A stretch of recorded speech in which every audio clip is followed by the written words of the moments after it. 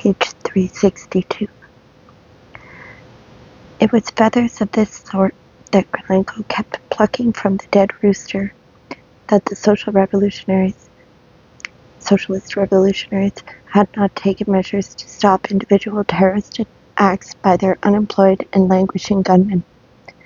This was the whole of their terrorism. Yes, and those gunmen of theirs didn't do anything either. In 1922, two of them, Konopleva and Semyonov, with suspicious eagerness, enriched the GPU and the tribunal with their voluntary evidence. But their evidence couldn't be pinned on the Socialist Revolutionary Central Committee, and suddenly and inexplicably these inveterate terrorists were released scot-free. All the evidence was such that it had to be bolstered up with props. Krelenko explained things this way in regard to one of the witnesses. Quote, if the person had really wanted to make things up, it is unlikely he would have done so in such a way as to hit the target merely by accident. Unquote. Strongly put indeed. This could be said about any piece of fabricated testimony whatever. Or else about Donskoy. Could one really, quote, suspect him of possessing this special insight to testify to what the prosecution wanted? Unquote. It was just the other way around with Konopleva. The reliability of her testimony was evidenced by the fact that she had not testified to everything the prosecution needed, but enough for the defendants to be shot. Quote, if we ask whether Konopleva concocted all this, then it is clear. If one is going to concoct, one must really concoct. He should know. And if one is going to expose someone, one should really expose him, unquote. But she, you see, did not carry it through to the end.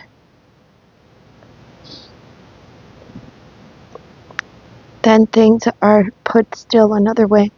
Quote, after all, it is unlikely that Yefimov needed to put Konopleva in danger of execution without cause, unquote. Once more, correct, once more strongly put, or even more strongly, quote, could this encounter have taken place?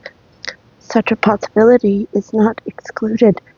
Not excluded, that means it did take place? Off to the races. Then to the subversive group. They talked about this for a long time and then suddenly dissolved for lack of activity. So what was all the fuss about? There has been several expropriations of money from Soviet institutions. The socialist revolutionaries had nothing with which to work, to rent apartments, to move from city to city. But previously these had been the lovely noble exits, as all the revolutionists call them.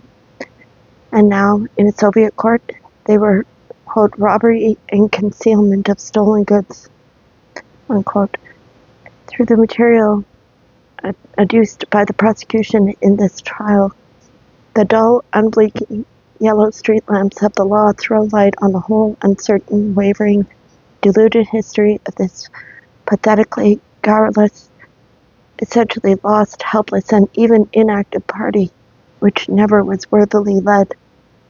And its every decision or lack of decision, its every casting about, upsurge, or retreat was transformed into and regarded as total guilt, guilt and more guilt.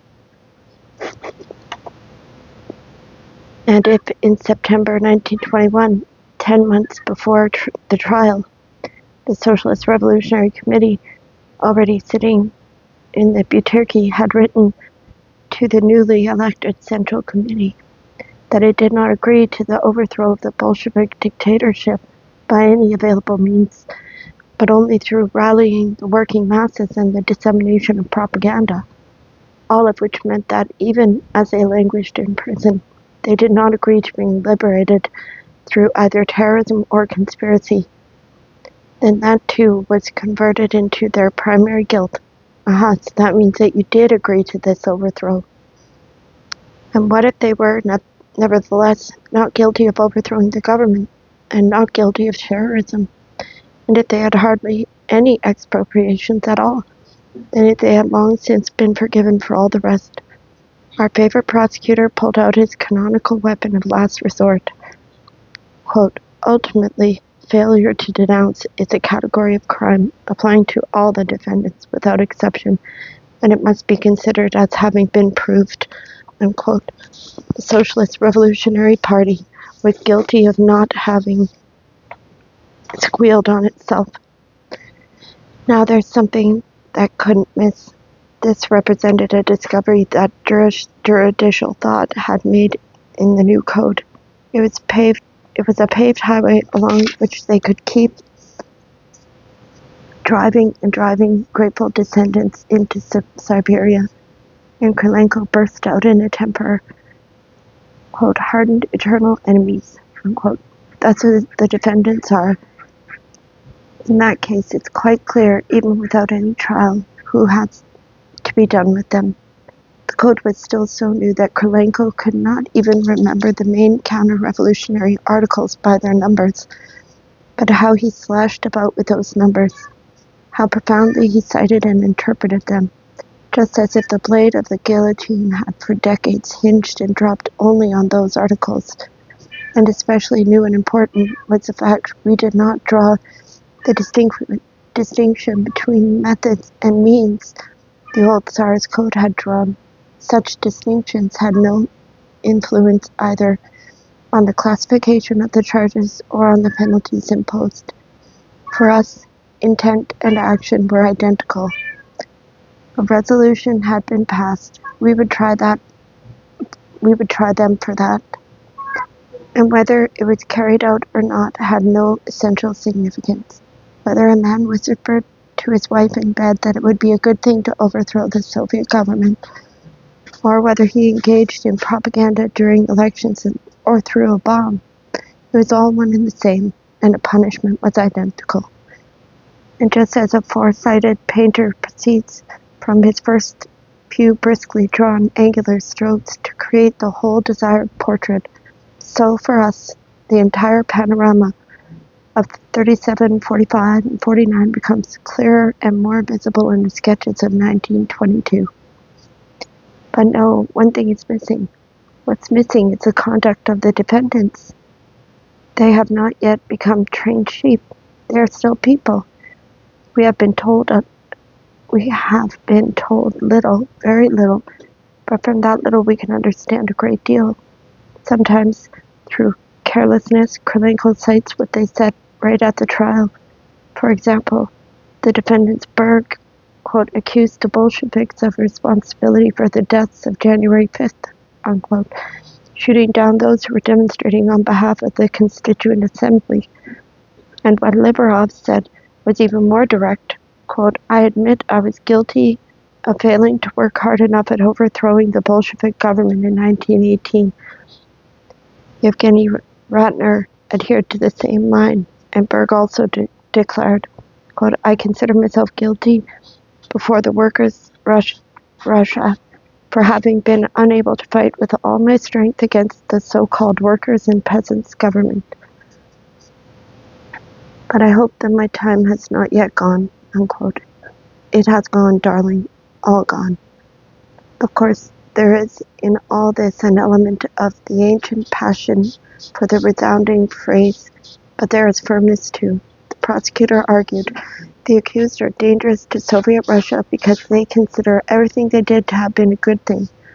Quote, perhaps certain of the defendants find their own consolation in the hope that some future chronicler will praise them for their conduct at trial, unquote. And a decree of the All-Russian Central Executive Committee issued after the trial declared, quote, at the trial itself they reserved to themselves the right to continue, unquote, their former activity. The defendant, Gendelman Grabowski, a lawyer himself, was conspicuous during the trial for his arguments with Krylenko on tampering with the testimony of the witnesses and on, quote, special methods of treating witnesses before the trial, unquote. In other words, the obvious working over they had gotten from the GPU. It is all there. All the elements are there. There was only a little way to go before attaining the ideal. Apparently, the preliminary interrogation had been conducted under the supervision of the prosecutor, that same Krylenko, and during that process, individual instances of lack of consistency in testimony had been ignored out, yet some testimony was presented for the first time only at the trial itself. Well, so what? So there were some rough spots, so it wasn't perfect. But in the last analysis, we have to declare altogether clearly and coldly, we are not concerned with the question of how the court of history is going to view our present deed. And as far as rough spots are concerned, we will take them under advisement and correct them. But as it was, Krylenko, squirming, had to bring up, probably for the first and the last time in Soviet jurisprudence, the matter of the inquiry, the initial inquiry required before investigation. And here's how cleverly he handled this point. The proceeding which took place in the absence of the prosecutor and which you considered the investigation was actually the inquiry, and the proceeding in the presence of the prosecutor which you regarded as the investigation, when all the loose ends were gathered up and all the bolts tightened, was really the investigation. The organized materials provided by the organs for inquiry and unverified by the investigation have much less value as proof than the materials provided by the skillfully directed investigation. Clever, wasn't I? Just try grinding that up in your mortar. To be practical about it, Krylenko no doubt resented having to spend a year and a half getting ready for this trial, when another 2 months barking at the defendants, and then having to drag out his summation for 15 hours, when all the defendants had more than once been in the hands of the extraordinary organs, at times when these organs had extraordinary powers. But thanks to some circumstance or other, they had succeeded in surviving. So now Krylenko had to slave away to try to get them executed legally. There was, of course, only one possible verdict, execution for every last one of them. But Krylenko qualifies this generously, because this case was being watched by the whole world. The prosecutor's demand, quote, does not constitute a directive to the court, unquote, which the latter would, quote, be obliged to accept immediately for consideration or decision, unquote. What a fine court, too, that requires such an explanation. And indeed, the tribunal did demonstrate its daring in the sentences it imposed. It did not hound down the death penalty for every last one of them, but for 14 only. Most of the rest got prison and camp sentences, while sentences in the form of productive labor were imposed on another 100. And just remember, reader, remember, quote, all the courts of the Republic watch what the Supreme Tribunal does. It provides them with guidelines, unquote. The sentences of the Werktrieb are used, quote, as directives for their guidance, unquote. As to how many more would now be railroaded in the provinces, you can figure that out for yourself. And probably, on appeal, the decision of the Presidium of the All-Russian Central Executive Committee was worth the whole trial. The death sentences were to remain in effect, but not to be carried out for the time being. The further fate of those condemned would depend then on the conduct of those socialist revolutionaries who had not yet been arrested, apparently including those abroad as well. In other words, if you move against us, we'll quash them. In the fields of Russia, they were reaping the second peacetime harvest. There was no shooting except in the courtyards of the Cheka, Perkirov, in Yaroslavl, metropolitan Veniamin, in Petrograd, and always, always, always. Beneath the azure sky, our first diplomats and journalists sailed across the blue waters, and the Central Executive Committee of Workers and Peasants deputies thrusted into its pockets eternal hostages. The members of the ruling party read all 60 issues of Pravda devoted to the trial, for they all read the papers, and all of them said, yes, yes, yes. No one mumbled, no. What then? Were they surprised in 1937? What was there to complain about? Hadn't all the foundations of lawlessness been laid, first by the extrajudicial reprisals of the Cheka, and then by those early trials, and this young code? Was 1937 also expedient? Expedient for Stalin's purposes and, perhaps, history's too, for that matter? Prophetically, Krylenko let it slip that they were judging not the past, but the future. Only the first swath cut by the side that's difficult. On or about August 20, 1924, Boris Viktorovich Savinkov crossed the Soviet border. He was immediately arrested and taken to the Lubyanka. In all, the interrogation lasted for just one session, which consisted solely of voluntary testimony and an evaluation of his activity. The official indictment was ready by August 23rd. The speed was totally unbelievable, but it had impact. Someone had estimated the situation very accurately. To have forced false and pitiful testimony out of Savinkov by torture would only have wrecked the authenticity of the picture. In the official indictment, couched in already well-developed terminology, it turned everything upside down. Savinkov was charged with just about everything imaginable, with being a consistent enemy of the poorest peasantry, with assisting the Russian bourgeoisie in carrying out its imperialist ambitions. In other words, he was in favor of continuing the war with Germany, with maintaining relations with representatives of Allied command. This would have been when he was in charge of the Ministry of War, with becoming a member of the soldiers' committees for purposes of provocation, i.e., he was elected by the soldiers' committees. And last but not least, something to make even the chickens cackle with laughter, with having had monarchist sympathies. But all that was old hat. There were some new items, too. The standard charges for all future trials. Money from the imperialists. Espionage for Poland. They left out Japan, believe it or not.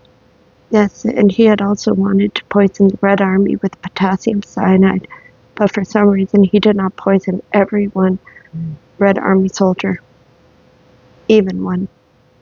On August 26th, the trial began. The presiding judge was Ulrich, this being our earliest encounter with him, and there was no prosecutor at all, nor any defense lawyer.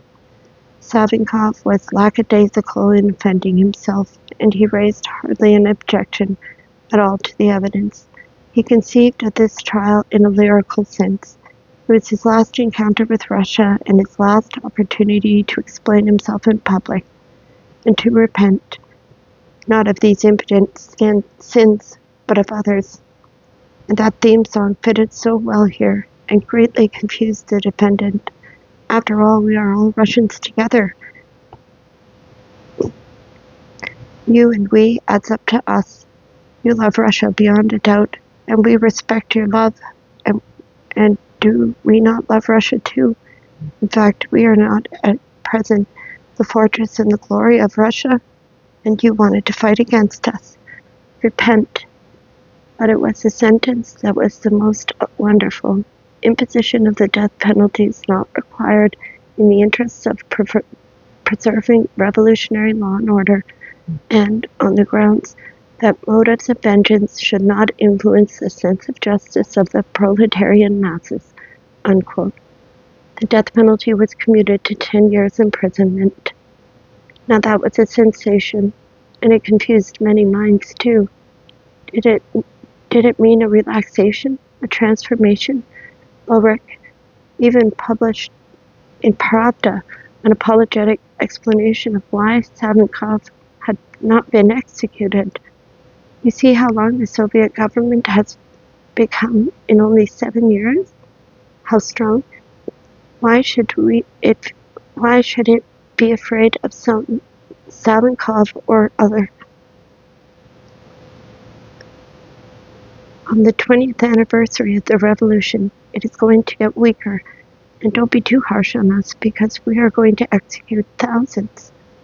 And so, on the heels of the first riddle of his return, there would have been a second riddle of his being spared capital punishment had not been overshadowed in May 1925 by a third riddle, had it not been overshadowed by a third riddle. In a state of depression, Savinkov jumped from an unbarred window into the interior courtyard of the Lubyanka, and the Gepeyushniki, his guardian angels, simply couldn't manage to stop him and hold on to its heavy body.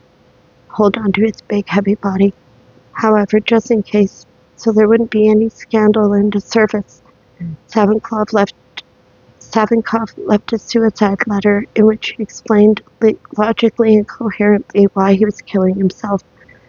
And this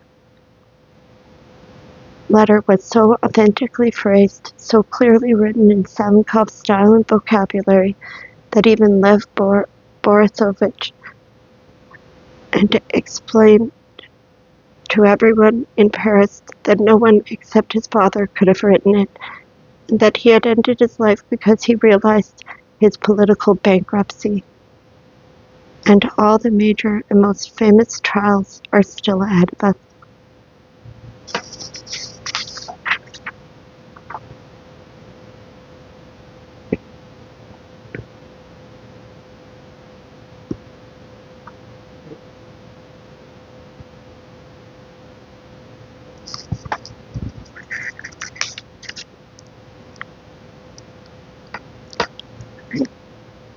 Thank you so much for listening. Take a break there. And we're on